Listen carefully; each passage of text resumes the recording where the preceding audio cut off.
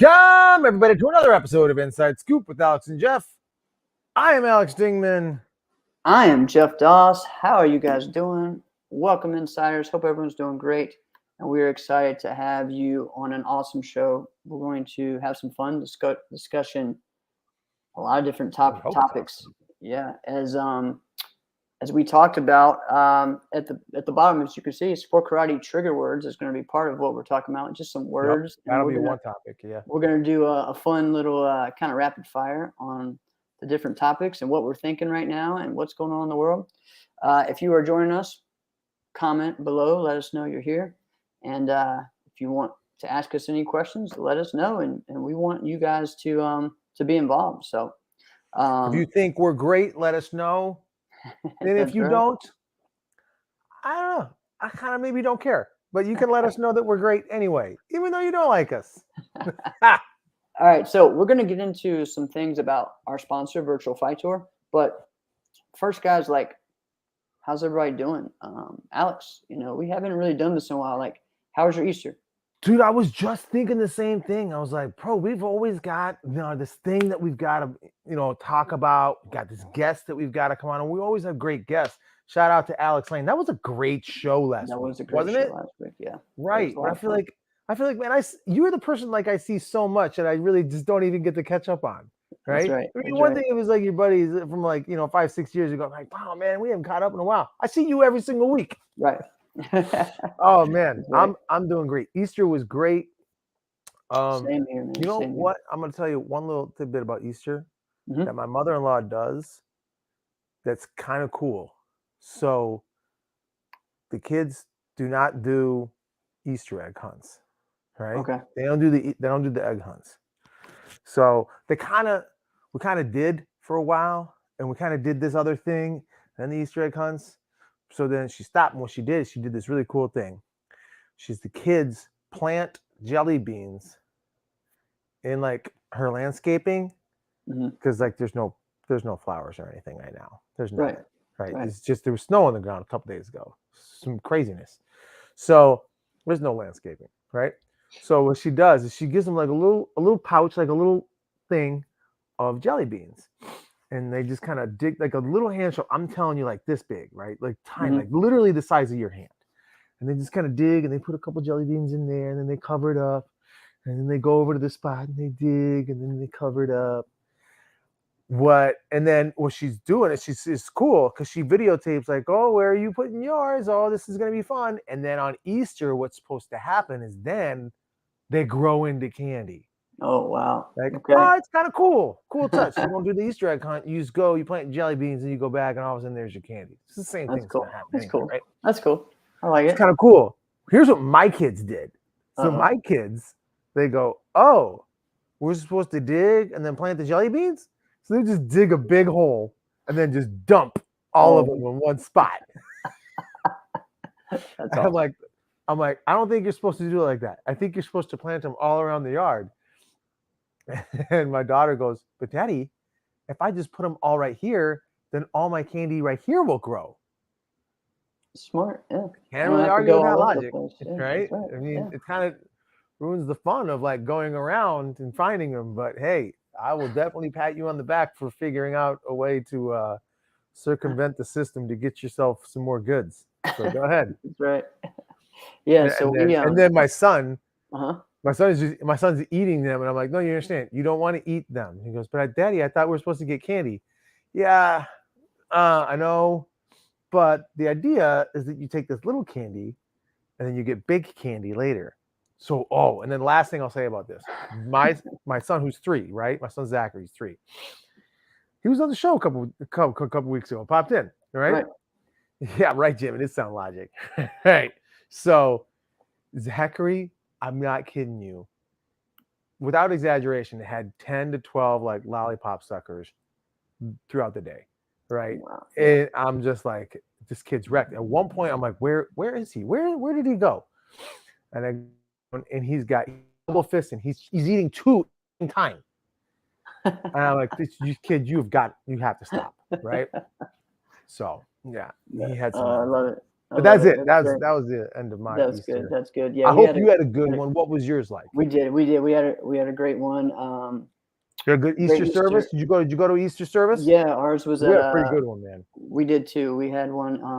We actually had it at the minor league baseball field, so it was Excuse me, pretty what did you awesome. say? Yeah, we so the one of the churches that I go to has 3 services, so and it's huge. So to fit all of it in one, so they could only have one service, they did it at the minor league baseball field. So there was Why no did you seats say the available one of the churches you go to? because I go to 2 churches. I go to I go to 2 churches. So just one that I've always went to, and then one I'm trying out and stuff. So yeah. All right, I'm picking up what you're Yeah. throwing down. Yeah. So I got you. but yeah, so that was really cool. That's Really some exciting. Christianese right there. You don't know unless you know.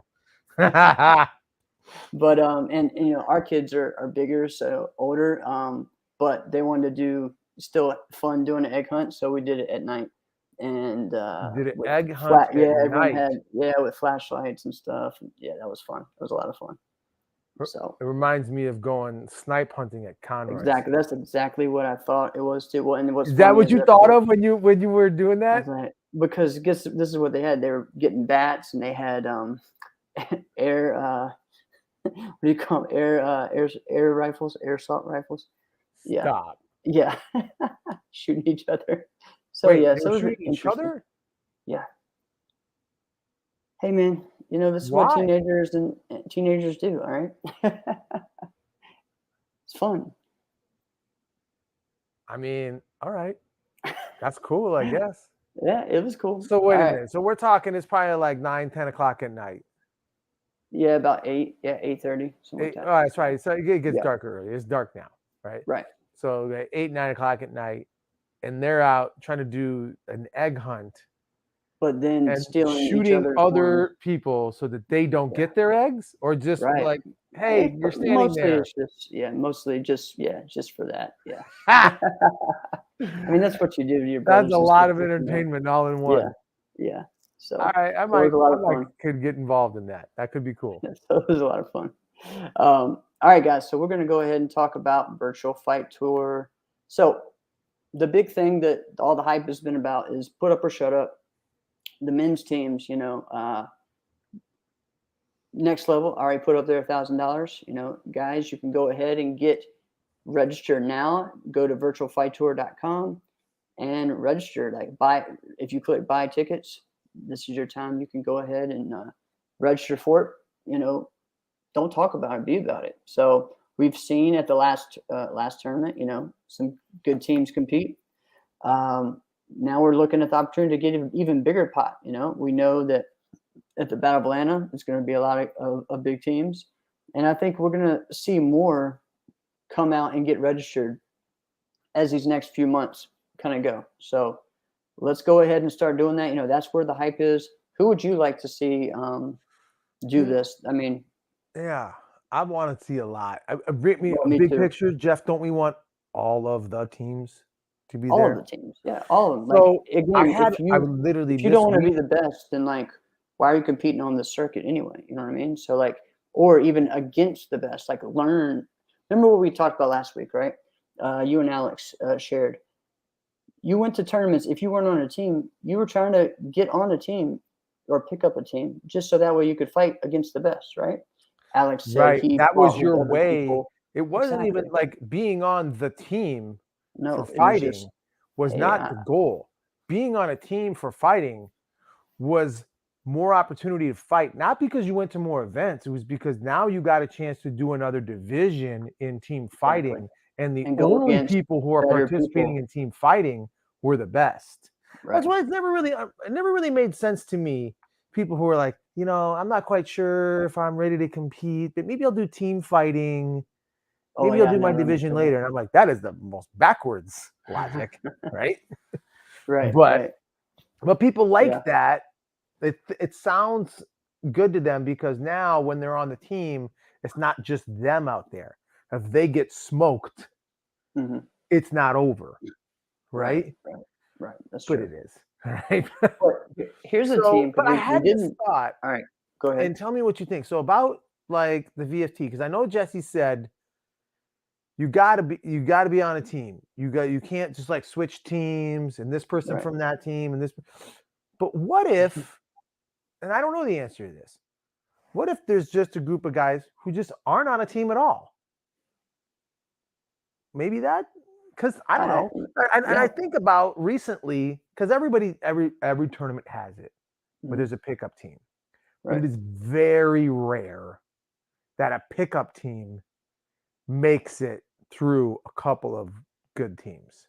Depends right? on who the pickup team is. You know what I mean? Right. So I mean, I can think of several events where a pickup team had like one person from each top level team. So, but that's different. yeah. Right?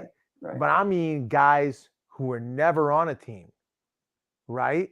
So like I think about, You and it saying they wasn't can pair up, get together, group up? right. That's what that would be great. So like I think about like in 2014,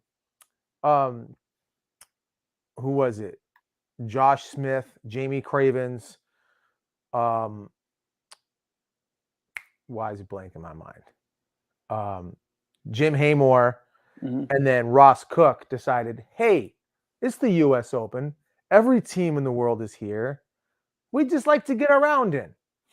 And then they damn near beat everybody. I mean, everybody. They just smoked through them all.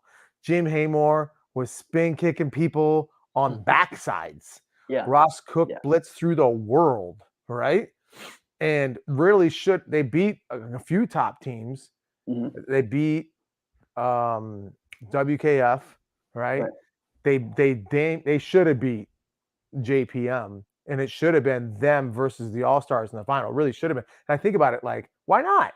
Right. You know? But cool. I think it wouldn't be fair if it was like, hey, Brandon Balu from Straight Up, he's gonna fight with, somebody. Like what they did at Rhode Island, like him. Let's say the team they did him, Avery, and Luis.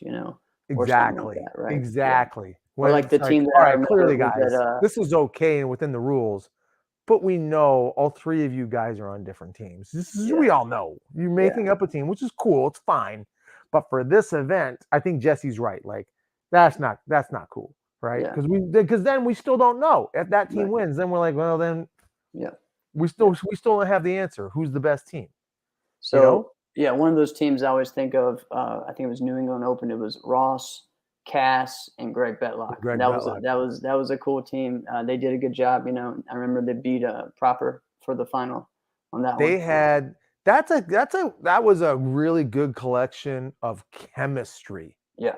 Right. And I think just Ross being just like the decision maker and leader. Right. And then Greg was this kind of the most senior guy on the team, but that's not his personality. Right. So, and I think, with Ross and Cass already having like a relationship of fighting together, plugging Greg in, man, that would have been a team. Like, what if those guys would have been a team? Yeah. Right. That would have been great, And really, I think Conway wanted Greg to fight with him for a while, but just JPM took him. What are you gonna do? Yeah, it just didn't happen. Yeah. All right. So also it's open for females and also senior teams. Okay. So right now there's not a pot yet. So it's up to whoever's the first team that wants to go there and say, hey, we want to do it. Put whatever you're going to put up, and then everyone starts matching it. I think we can get a lot of female teams. And I think this could be a great opportunity to put that highlight into it more. Like just thinking about it for our team, for Heartland South, we could possibly have two teams. Maybe that's something though, and I don't know. Obviously, Jesse's he's the decision maker at all, and far be it from me to say anything as to what he should do, because he's created something fantastic. Right, just keep this thing going. But maybe that's one that you go, you know what? I don't know that there's a lot of teams that have two female fighters. So what if we open that up? Maybe. Possibly, I don't know. I don't know the answer to that. I never understand why having Sean Elliott and I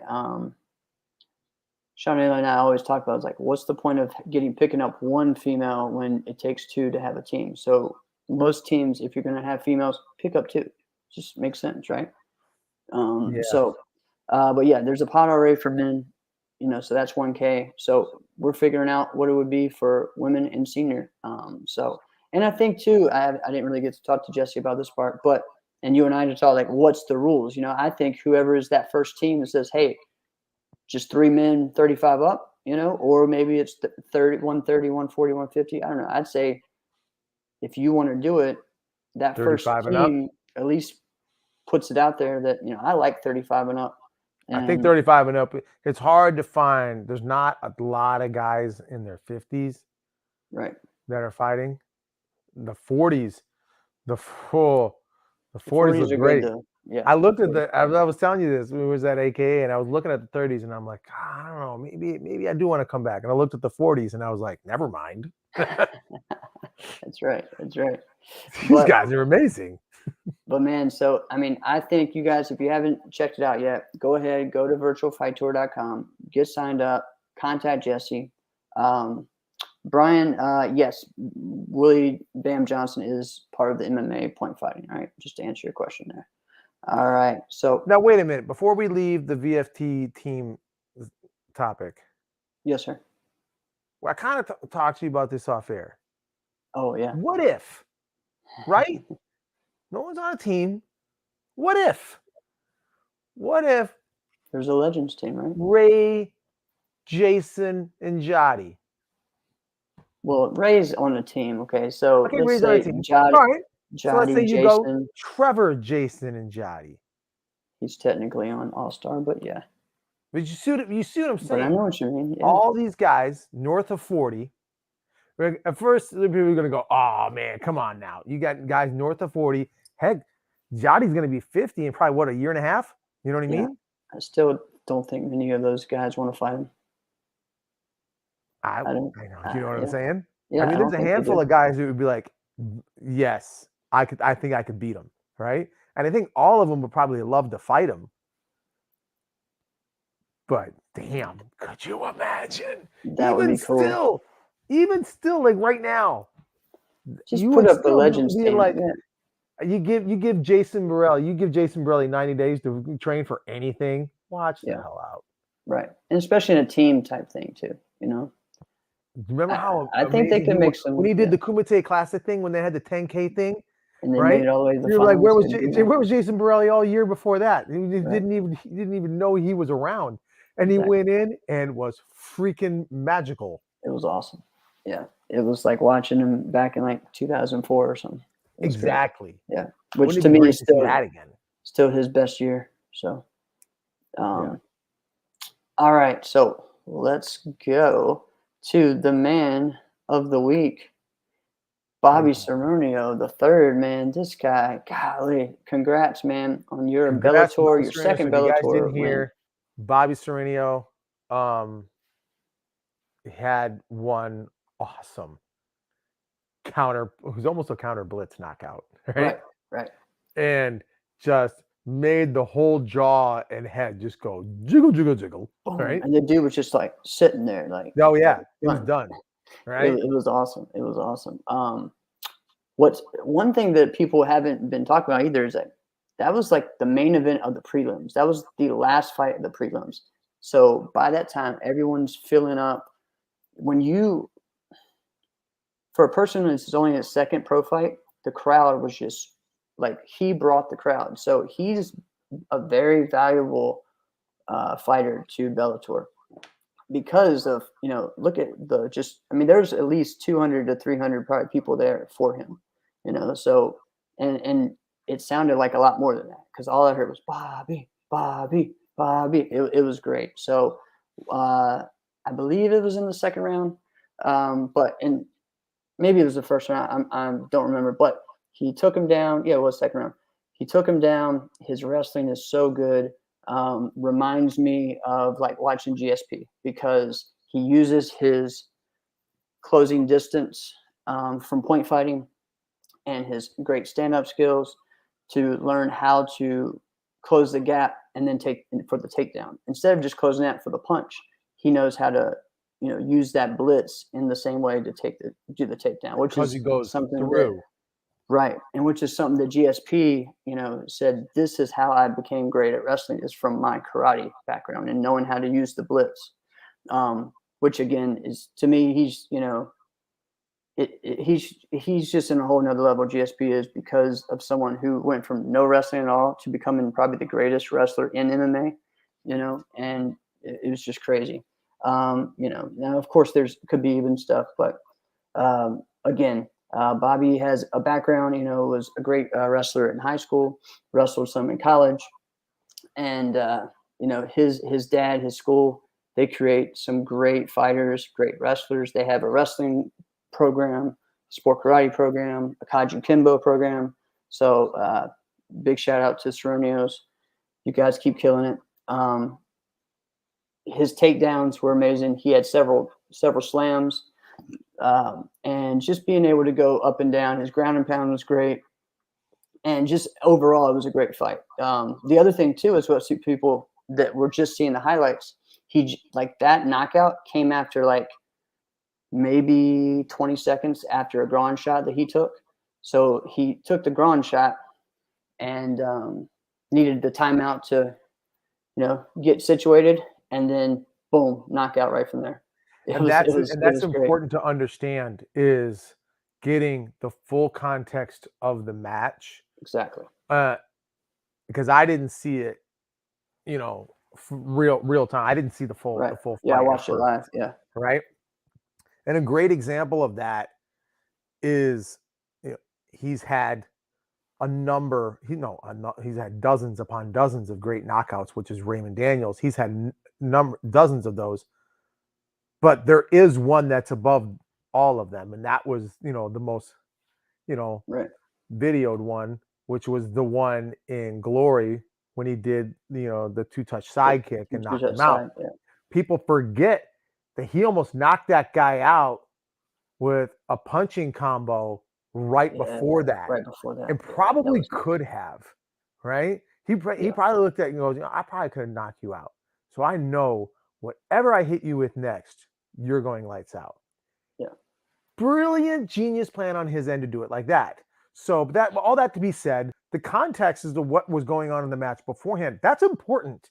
But to look at it like what you're saying with Bobby, homeboy got railed in the groin. Right, and it was a nasty knee to the groin too. It was in full-fledged. And right after that to knock him out. I mean, he's just showing the poise at a young age. Watching him, he really uses his sidekick to really just set things up and throw people off. Amazing sidekick. Always has had an amazing sidekick. People don't know, man. Bobby Cerrunio is one of the most accomplished junior fighters in NBL history. I think he is the most accomplished junior fighter. Every year winning teams, continuous, and point, 5 years in a row or something crazy like that. And if he would have did the Bailey Murphy strategy, he could have been, in the contention for lightweight overalls possibly as well. Right? I think he would have. He had the talent, he had the knowledge, but he put it into wrestling and into MMA. That's where he's been on that track. I always feel bad for juniors that are that much ahead of where the rest of their class is, because there's been a number of them. Or a Bailey. Exactly. And one of them is my competitor of the week that I want to talk about later. We'll get to that at that point, where you look at them and you go, all right, what are you really competing for in this event? Right? If you stay focused, no one has a chance to beat you. It's all right, what's your goal? Can I possibly not get scored on at all? Mm-hmm. That's what your goal is at that point, because you're handcuffed within your competition. You're like, why can't you go adult? Why not? Right. All right. See what I mean?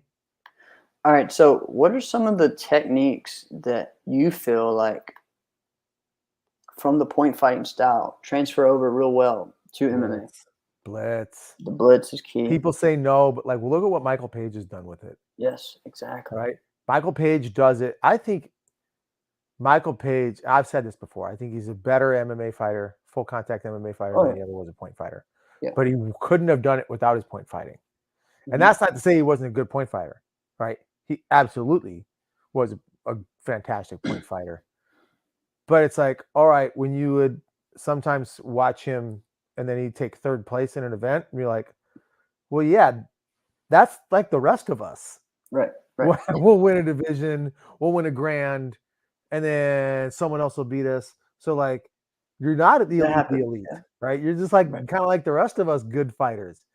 But that's not what he is in MMA, right? He's one of the face of Bellator, right? Yeah. So, I mean, there's few guys that I would want to watch more than Michael Page right now, right? So the way he uses that blitz is all about, when you say point fighting style, the way he uses it, he goes through with his body. He doesn't dive and go low. He makes sure he's upright. And as he goes front hand, backhand, right? Right. And makes sure that his chest runs straight through, which is such an important part of that, right? Mike P said he's got a title fight coming up. Exactly. And I hope he gets that back. Because ever since that fluke knockout, which was like a couple of years ago, right? Yeah. He's been like, get me back in the title. Get me back in the title. I'll knock this guy out. Get me back. And he got that fight.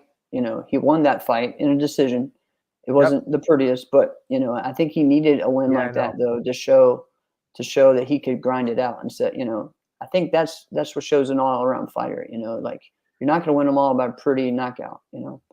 But I think as far as the style, I think the spacing is the most important. It's the biggest difference to what we do than what everybody else does.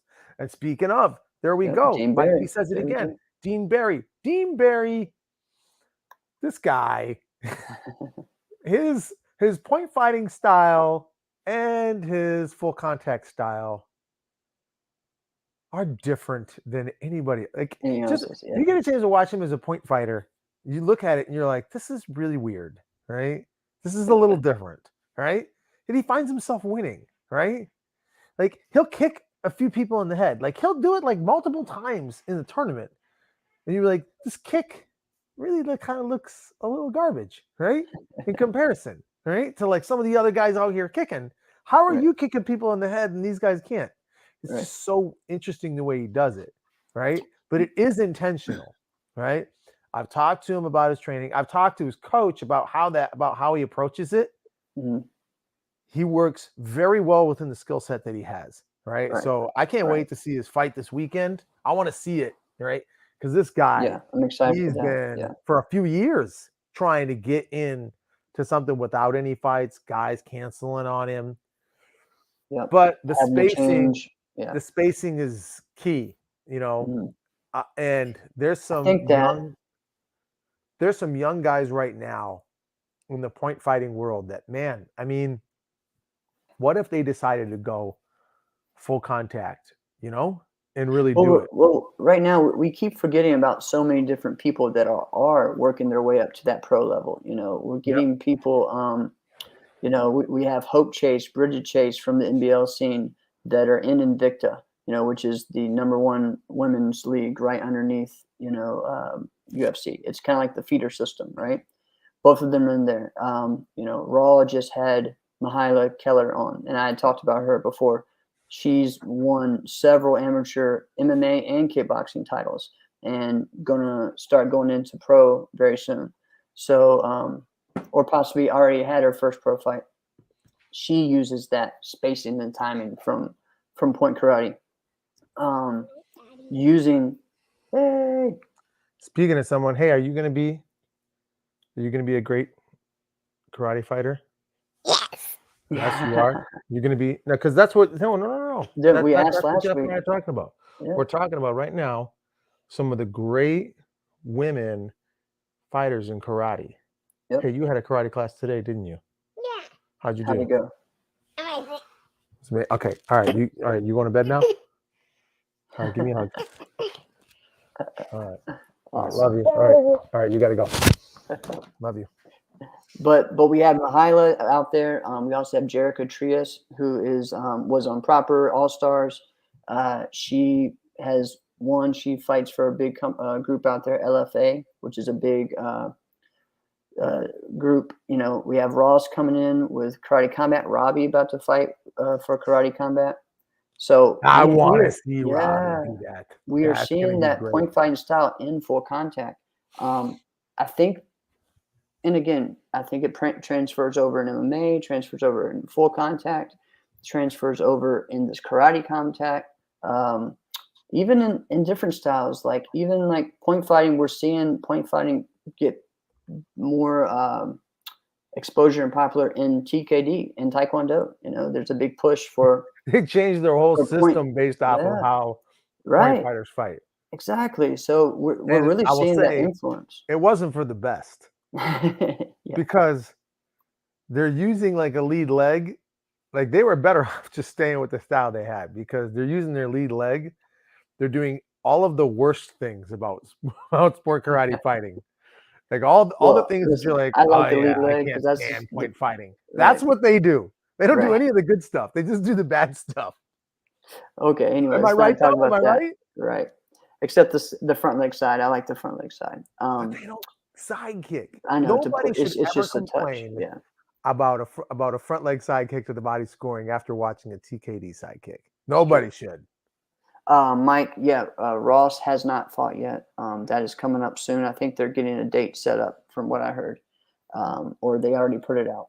That guy's going to be fantastic. But for me, the style is the side kick, the lead leg side kick. You know, if it's shuffle, if it's a skip, a push, whatever, I think you're seeing that more really be effective in MMA and even in kickboxing. It's a little different in kickboxing.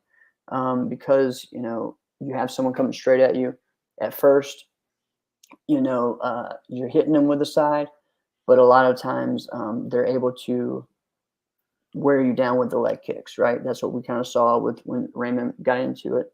But with MMA, it's actually harder in kickboxing than it is in MMA. Correct, because of the rear legs, but because of the takedowns and things like that. So in the I really think because if you have a great powerful side kick, that foot has to go somewhere.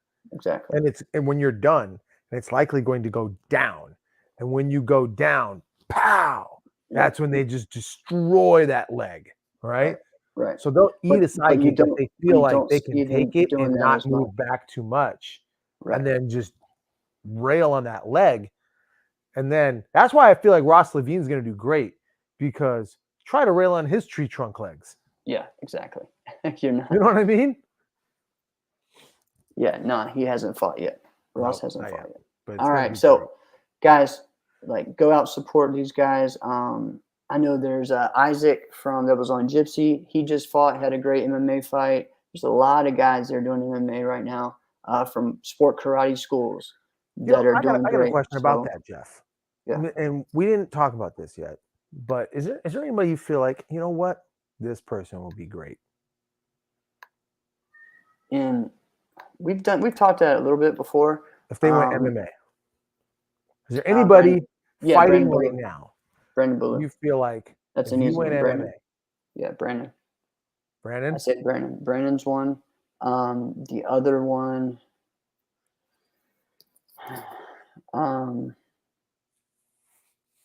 I'm not sure right now. I don't know who I was thinking, right? But I think Brandon was definitely one. And you know what? There's some low key people that we don't know have wrestling backgrounds or have great jiu-jitsu backgrounds. You know, like most people didn't know that Butch Marks was a black belt in jiu-jitsu. You know, I did not know that until years after. I think what's great also is, and then we can move on, which is fine, is because like we've mentioned it before, a guy like Angel Huerta, right? Yeah. He was a pretty good point fighter. He was all right. He was really good at continuous. Yeah, but he was actually pretty soft as a point fighter. He was a soft point fighter, right?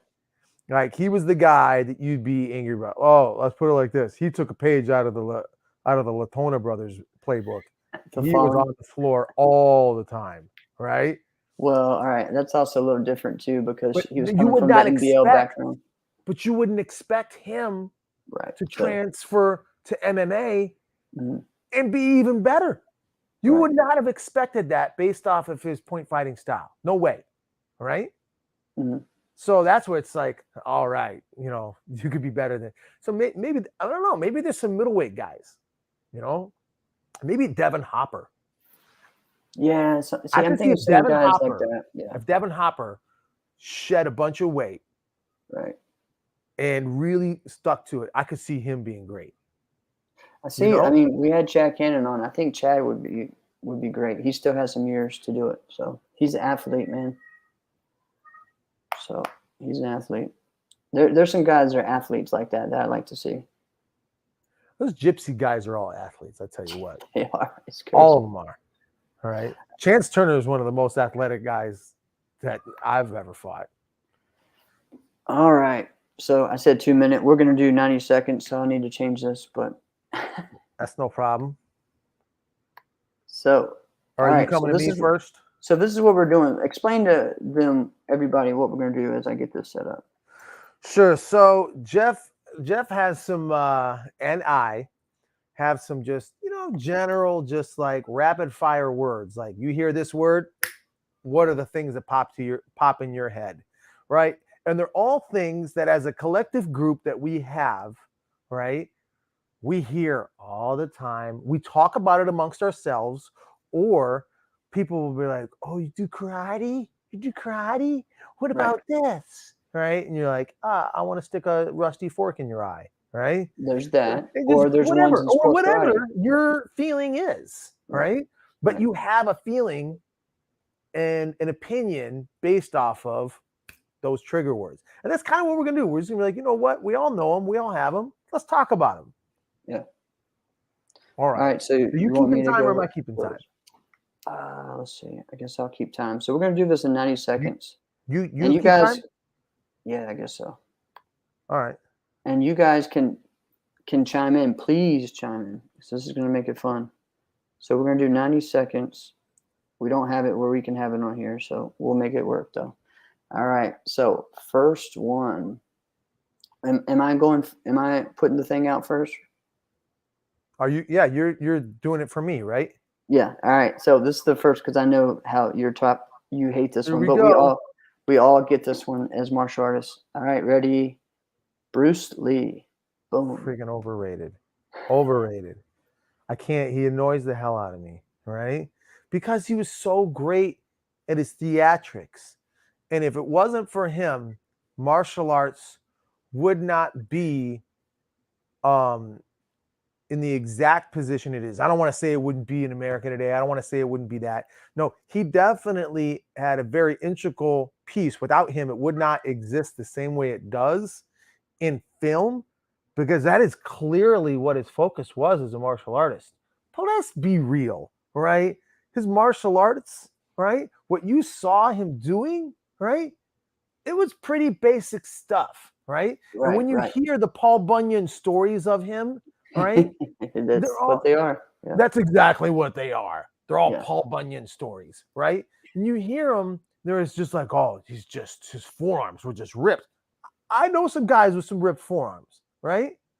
So I'm just not getting it. Oh, his hand speed from here to here. Nobody could do this faster than Bruce Lee. Maybe don't be there anymore, right? How about that, right? I don't understand. We got 10 seconds. Why, if you have something that happened 50 years ago plus, that has to be better than anything that could possibly be today.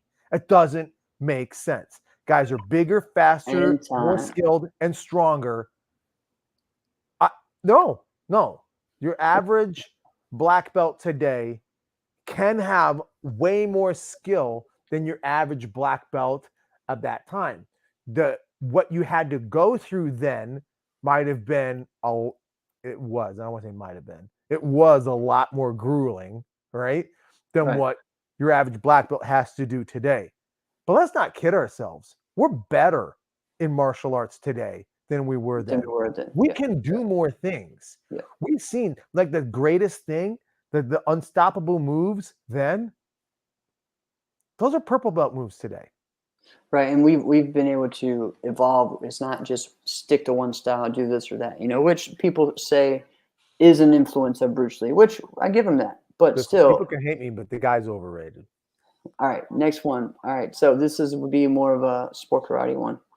All right, because this is a trigger topic, especially lately, which is funny. But the NBL, go. NBL got more hate than it deserved. Yeah. And, NBL got way more hate than it deserved. But at the same time, maybe it should have got more. And I'll explain. Because the biggest, if you ask a room full of people within sport karate, like what was wrong with NBL? What didn't you like about NBL? They'll all say the same thing. Boy Slide Hell. All right. But but that's not actually the truth. But that is okay, then maybe that's I'm what wrong everyone about says. that, right? However, all right, I think that was a big deal as far as what was wrong. Boyce did a lot of great things for NBL that we didn't see it at the time, right? Right. But what we saw was, man, we just saw some craziness. Like the blood rule didn't make any sense, right? I love that there was a clear-cut rule. There was a reason for maybe that one shouldn't have existed.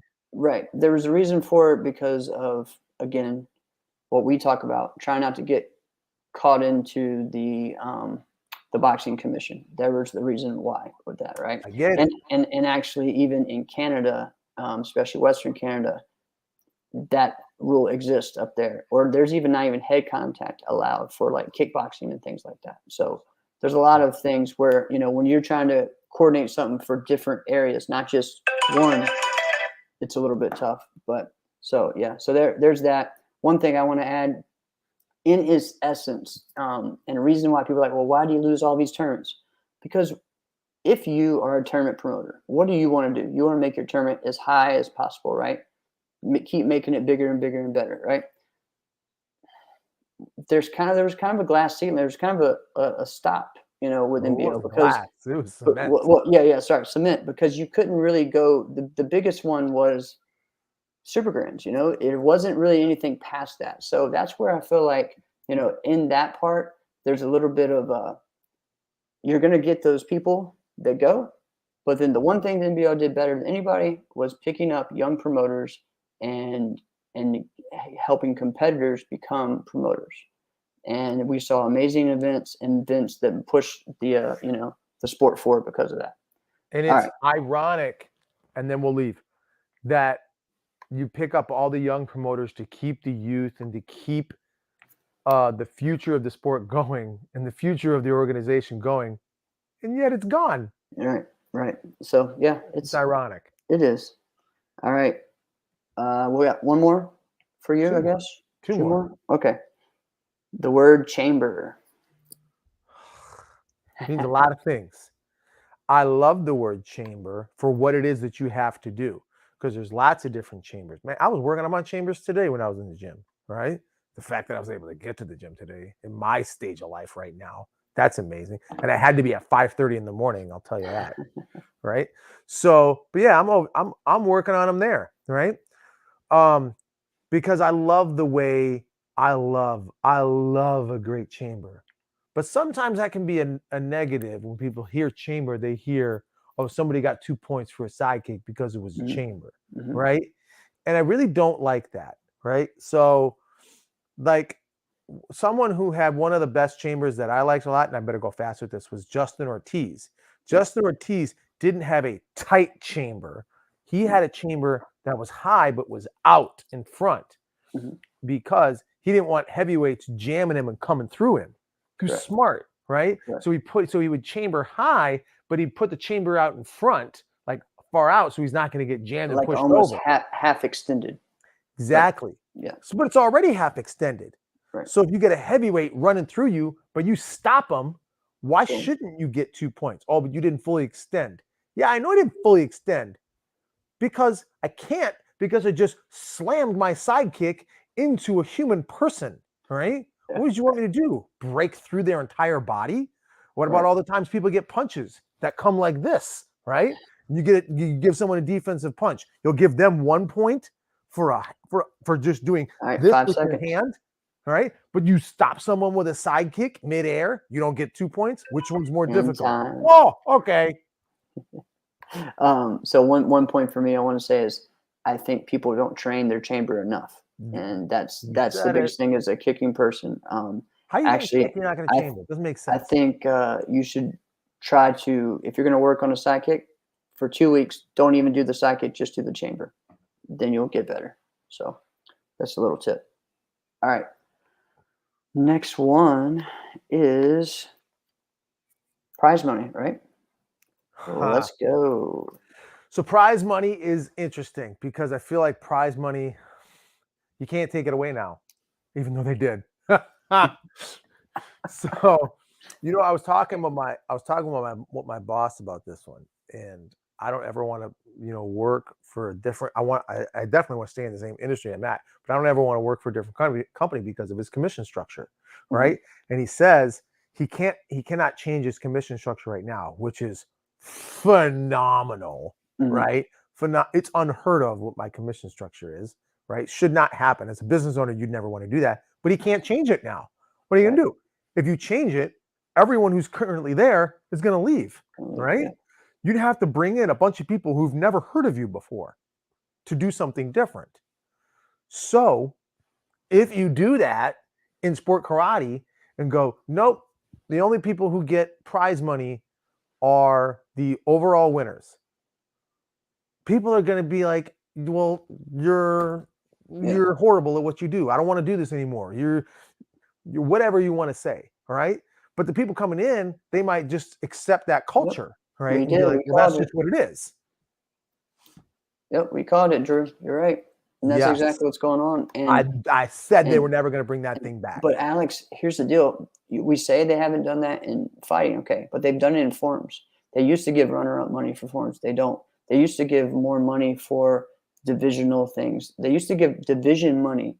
They took it away. So, it is just something that I think we need, but there also needs to be some type of like a commitment. Say, okay, this is this pay structure for 2 years or something, right? And then up it or look back over it, So, all right.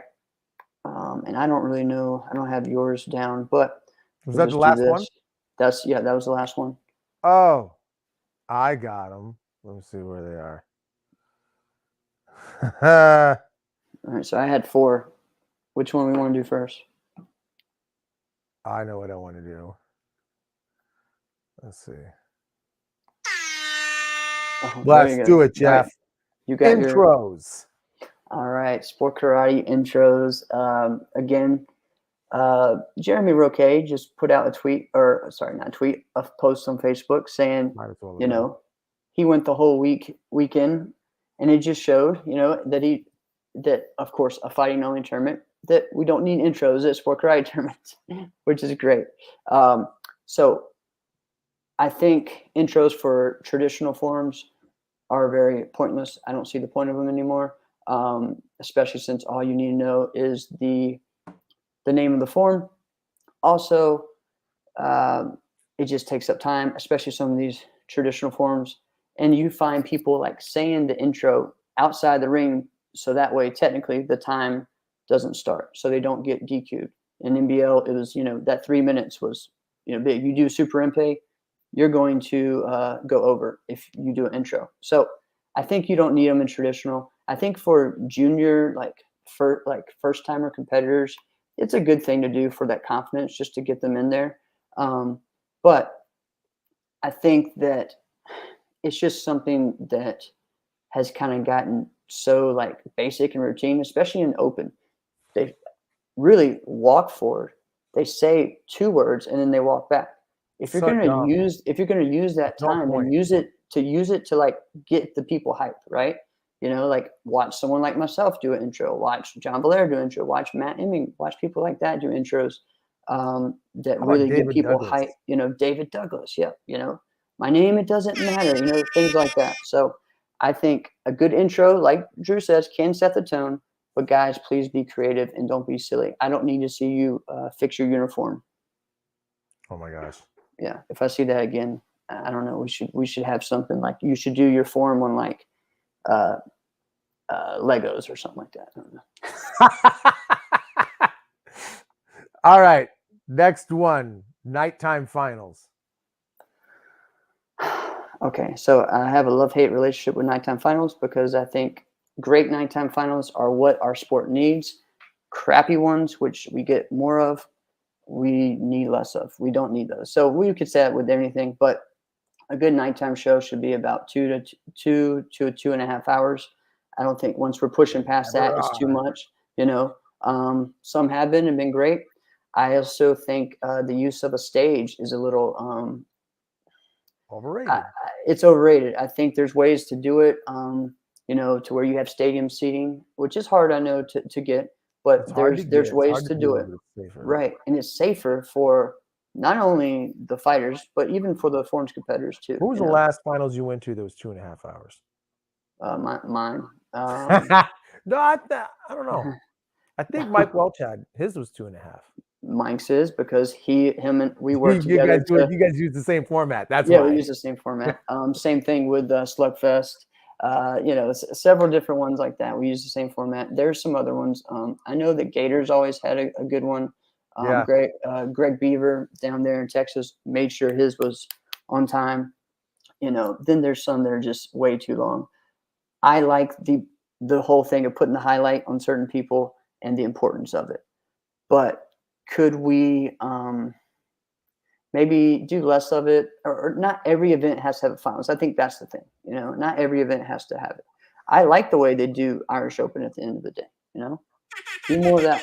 So, all right. I want to comment on Mike's part here when he says more fighting, but I could do without. But I could do without. So the thing is, like when you mentioned the Irish Open, when their gala, that's kind of what they call it. Yeah. It's flip-flopped. Yeah. They do like 3 form performances and then it's all fighting. Right. They do it, but the culture has it backwards too. There'll be fights and people just be not paying attention at all. Right.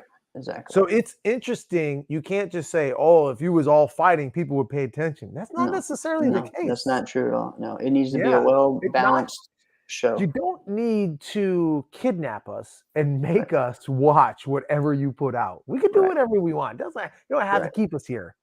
Correct. You don't have to release us at 11:30 at night. Well, and that's the thing too. People want to go and see things. I think that's important. So, all right, next part. Traditional kicks. Okay. So I have a different take on this. So my issue is when people are like, sorry, in that style, it should not be that way, or it should not be this way. And because it needs to be this style, you should do it this way. So you're telling me I should do a kick crappy because I'm doing this form or this way? I feel like if there's a best way of doing a kick, then you do it that way. Okay. Within the grounds of that form. I've learned Shotokan, Taekwondo, American Freestyle, many other styles. I've figured out a way to do a side kick the best way and still within the grounds, right?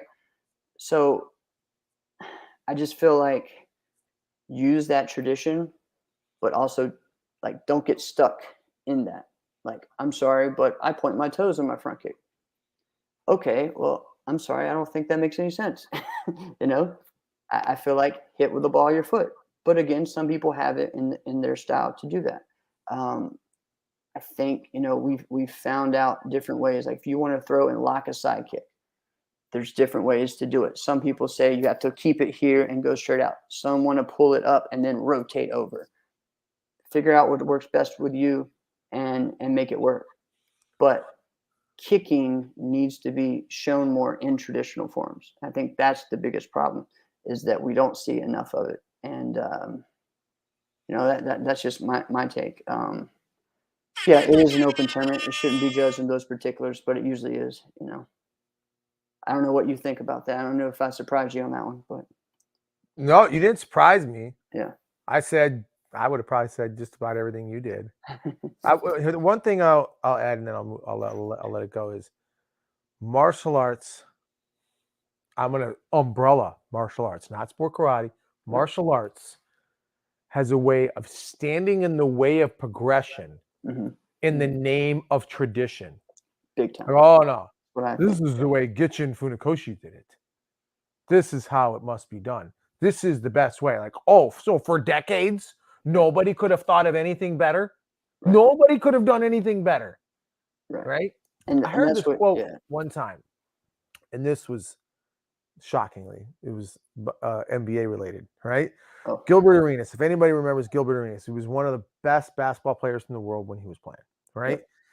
Yep. He was talking about, you know, the ways of the guys in like 2000s and 2010s, could they play against the guys in the 80s and 90s? And he reversed it on him. He goes, the guys in the 80s and 90s couldn't hold a candlestick to the guys in the 2010s. And the interviewer was shocked, and he goes, think about it. You got guys that can go out.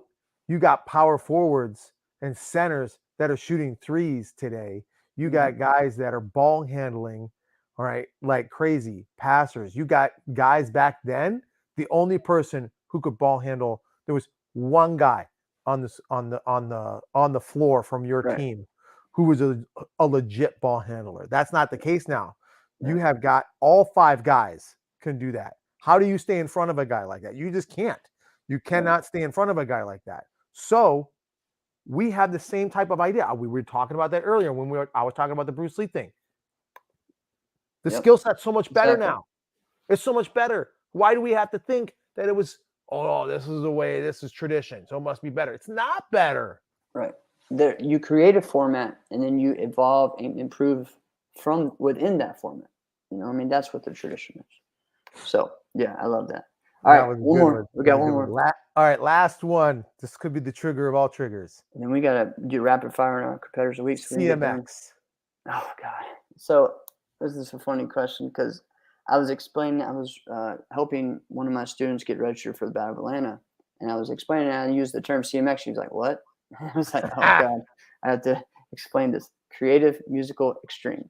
And so it's like we just, like, instead of just saying open, you know, or I'm like, yeah, no, because they were saying, oh, I don't think they have anything Friday. I'm like, yeah, you have CMX divisions.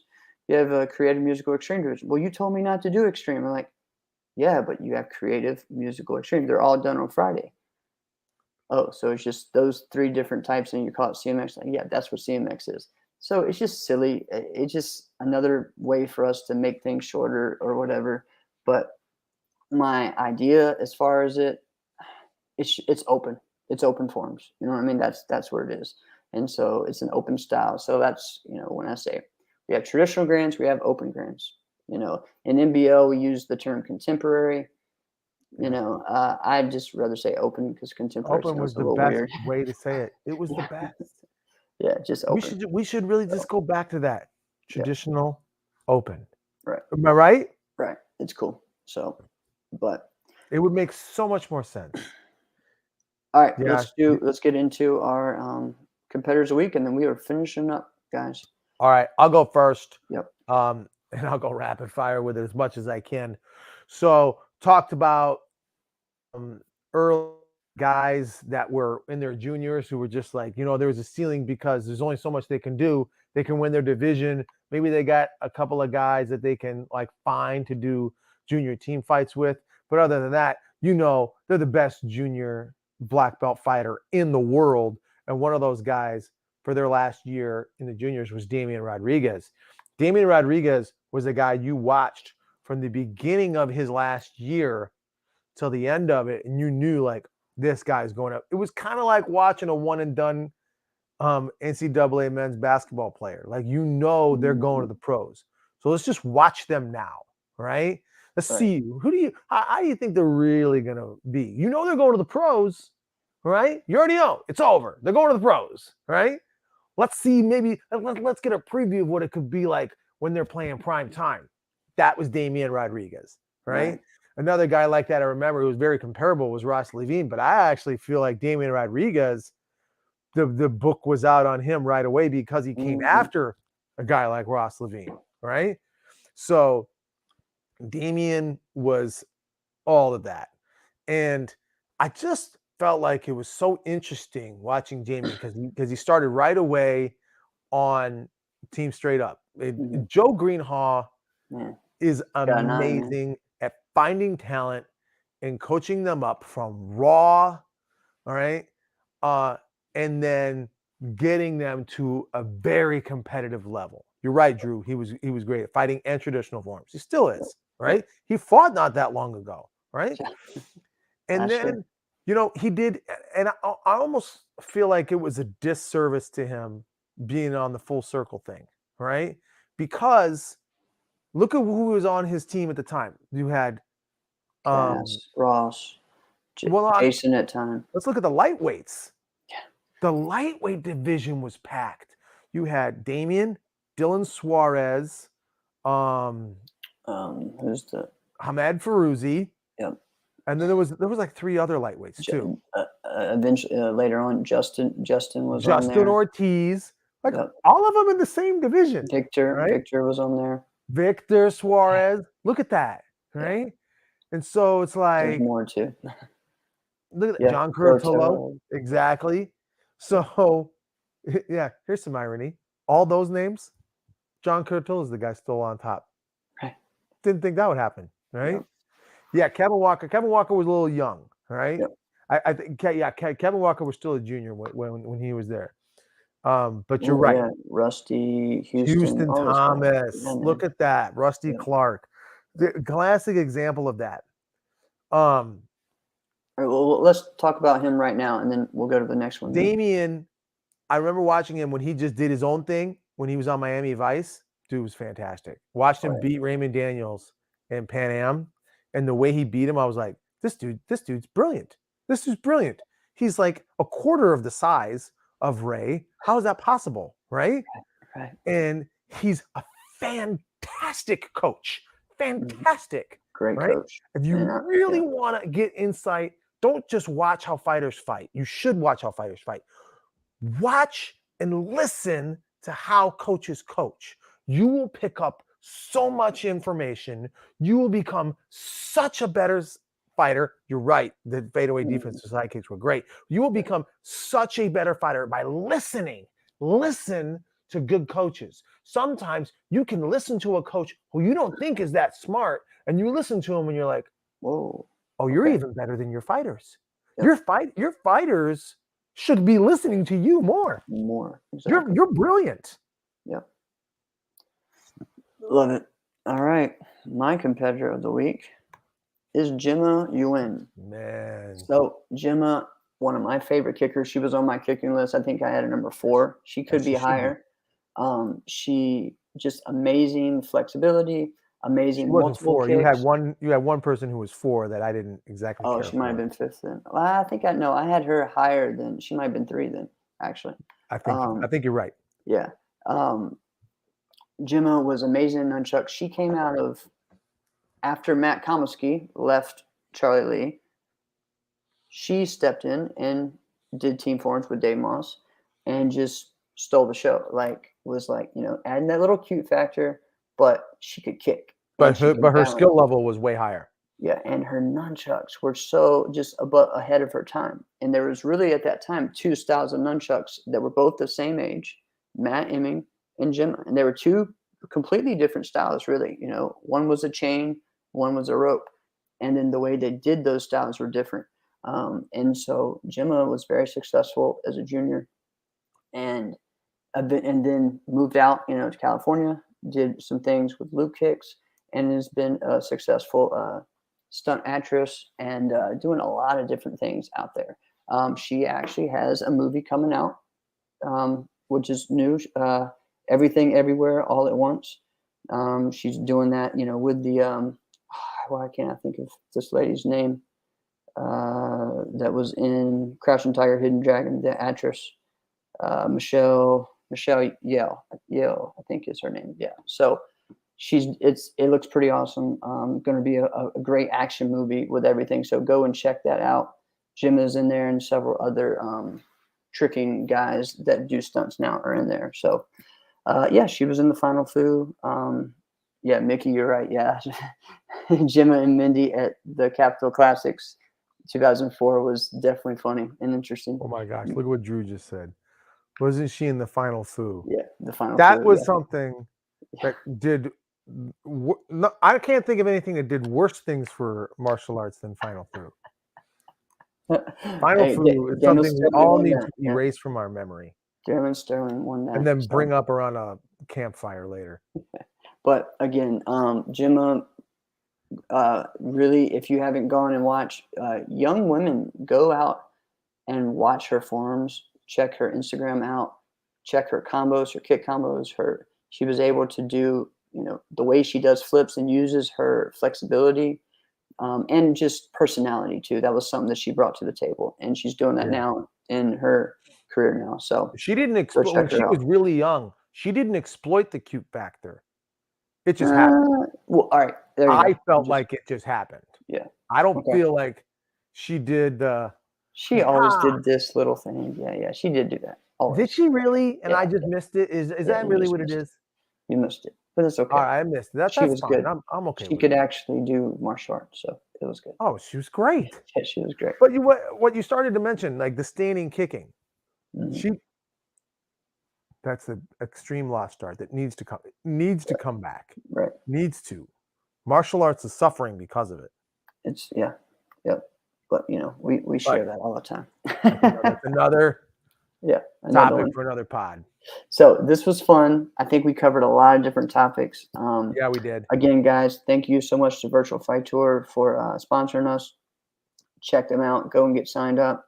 Ladies, senior teams, reach out to Jesse and start setting it up. And Alex, awesome job tonight, man. We had a lot of fun. And let's see. She did that. Yeah, she did the kick standing on David's back, which was cool. And that was cool. Lots of cool things and comments on here. Thank you, insiders, for checking us out. Next you know what's week, going to happen soon? Someone's going to sponsor the Legends team. That's to right. Come back. You know who it's probably going to be? It's probably going to be Mike P, Jason, and Johnny. Ooh, wouldn't that be something? I like it. Next week. Is it next week? We're going to have Keith Weston on. So this is going to be great. So, and you don't really know. I don't think you've ever met Keith Weston. So it's going to be cool. No, but he and I have been chatting together. Okay. Awesome. Yeah, but I have not met the guy personally. Awesome. So I'm actually very excited. Thank you, sir. Thank you. To talk about him. Yep. All right. So this is going to be fun. All right. This has been another episode of Inside Scoop with Alex and Jeff. I am Alex Dingman. I'm Jeff Doss. See you guys next week. Have a blessed one.